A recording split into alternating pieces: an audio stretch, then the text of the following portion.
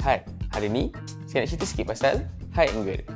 Macam korang tahu pasal nama dia sendiri, high angle, ianya adalah apabila kamera tu berada lebih tinggi daripada subjek. Macam yang korang tengok ni, ini ada high level dan ini high angle. High angle ni banyak orang gunakan untuk menunjukkan sesuatu karakter tu tengah lemah, vulnerable, sedih, kalah dalam argument ataupun nak menunjukkan karakter tu akan ditimpa sesuatu masalah yang besar. Jom kita tengok salah satu contoh yang saya ambil daripada Avengers Assemble. Macam korang tengok, kenapa high angle ni digunakan untuk shot ni? Korang tengok shot ni.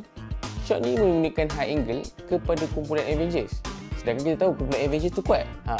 Actually, scene ni menunjukkan adalah apabila armada alien tu semakin lama semakin besar. Scene ni adalah apabila kita tengok armada alien yang datang nak serang bumi ni semakin lama semakin besar, dan shot ni menunjukkan betapa dorang ni sebenarnya sedang dicabar oleh sebuah armada yang besar. Faham tak? That's why penggunaan high angle ni digunakan untuk menunjukkan apa yang sebenarnya tengah berlaku terhadap dorang. Itu salah satu penggunaan high angle. Salah satu penggunaan high angle yang lain ialah aerial shot.